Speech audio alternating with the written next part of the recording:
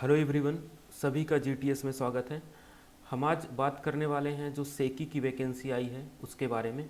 तो सेकी की जो वैकेंसी आई है उसमें जो एज लिमिट है यहाँ पर गिवन है, और जॉब का जो एक्सपीरियंस है, स्पेसिफिकेशन और एक्सपीरियंस है यहाँ पर मेंशन है। ठीक है, पोस्ट है जो यहाँ पर मेंशन है।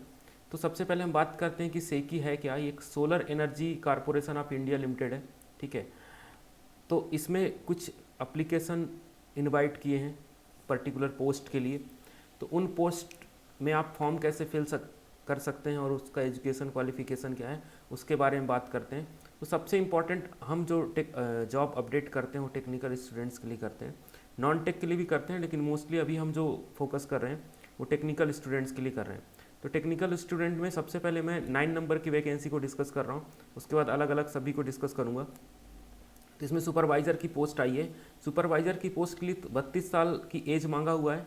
उसके बाद डिप्लोमा इलेक्ट्रिकल मैकेनिकल सिविल से चल जाएगा। ठीक है, और 1 साल का एक्सपीरियंस मांगा है। तो अब बच्चे यहाँ पर पहला क्वेश्चन करेंगे कि सर हम 1 साल का एक्सपीरियंस मांगा है तो हम तो फॉर्म भर ही नहीं सकते, हम तो फ्रेशर्स हैं। तो एक बात आप ध्यान रखिए कि ये जो एक्सपीरियंस है ये आपकी अप्रेंटिस भी हो सकती है। अगर आपने 1 साल का अप्रेंटिस किया है ना, वो भी इसमें काउंट हो जाएगा। ठीक है, इस बात को ध्यान रखेंगे कि अगर आपने अप्रेंटिस किया है तो वो भी यहाँ पर काउंट हो जाएगा। ठीक है, जैसे उसी तरीके से मैंने सीएस भी मेंशन किया था, तो यहाँ पे सीएस की भी एक पोस्ट आई हुई है जिसने सीएस पे डिप्लोमा किया है। अगर 1 साल का अप्रेंटिस उसने किया तब भी फॉर्म भर सकता है, अगर वर्किंग का एक्सपीरियंस है तब भी फॉर्म भर सकता है। उसी तरीके से कई और सारी पोस्ट भी आई हुई हैं, जैसे कि यहाँ पर देखिए जूनियर अकाउंटेंट की भी आई हुई है। ठीक है, इसमें 3 साल का एक्सपीरियंस मांगा है। और उसके बाद इसमें सीए या सीएमए, ठीक है, एमकॉम, इस तरीके का क्वालिफिकेशन 55% मार्क्स के साथ। तो सैलरी दोनों की लगभग सेम है, ये वाली और ये वाली भी। ठीक है, पोस्ट की संख्या इसमें 13 है। 13 पोस्ट इंपॉर्टेंट नहीं है, इंपॉर्टेंट ये है कि आप क्या इस एलिजिबिलिटी क्राइटेरिया पे आप फॉलो कर रहे हैं, मतलब इसको फुलफिल कर रहे हैं। अगर आप इसको फुलफिल कर रहे हैं तो फिर आपको दिक्कत नहीं है। ठीक है, उसके बाद यहाँ पर देखिए मैनेजर की भी पोस्ट है। अगर आपने एमबीए वगैरह किया है तो उसके लिए भी पोस्ट है। एक पोस्ट यहाँ पर भी आई है, लेकिन इसमें 7 साल का एक्सपीरियंस मांगा है।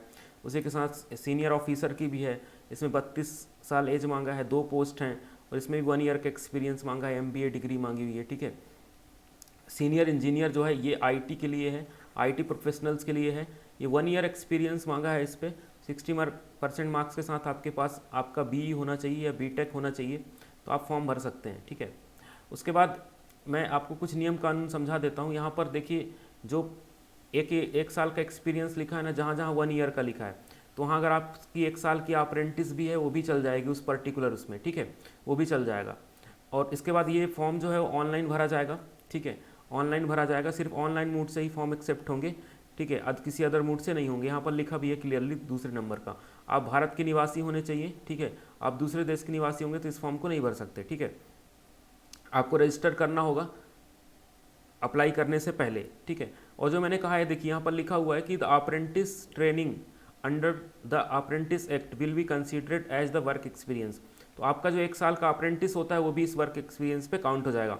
आपकी जो डिग्री है वो प्रॉपर होनी चाहिए, AICTE से अप्रूव होना चाहिए, यूजीसी जो भी, मतलब जनरली सभी की डिग्री इससे अप्रूव ही रहती हैं। कुछ ही मतलब कभी कभी हो जाता है कि कोई यूनिवर्सिटी अप्रूव नहीं है, आप वहाँ से बीटेक वगैरह कर लेते हैं। तो बीटेक वगैरह करने से पहले ध्यान रखना चाहिए, अगर आपका ऐसा कुछ है तो दिक्कत हो जाएगा यहाँ पे। अगर नहीं है, सब कुछ ठीक है तो कोई दिक्कत नहीं। ठीक है, उसके बाद मैं सिलेक्शन प्रोसीजर के बारे में बता देता हूँ कि सिलेक्शन प्रोसीजर क्या है। सिलेक्शन प्रोसीजर के लिए यहाँ पर लिखा हुआ है एलिजिबिलिटी एंड क्राइटेरिया। इसमें सबसे पहले देखो 10th 12th, ठीक है, उसके बाद इसका रिटन एग्जामिनेशन होगा, ग्रुप डिस्कशन होगा, इंटरव्यू होगा। ठीक है, तो इन सब के मार्क्स के आधार पर जो जिसका अच्छा परफॉर्मेंस होगा उसका सिलेक्शन होगा।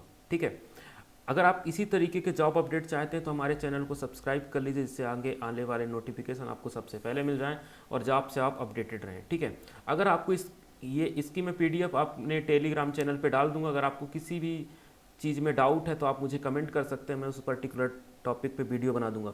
आप इसको एक बार पढ़ लीजिएगा, जैसे मैंने सारी चीज़ें लगभग ओवरव्यू समझा दिया है। ठीक है, फिर भी अगर आपको कोई डाउट है, आप चाहते हैं कि आपको जब को पॉइंट टू पॉइंट समझना है, तो आप कमेंट करके बताइए।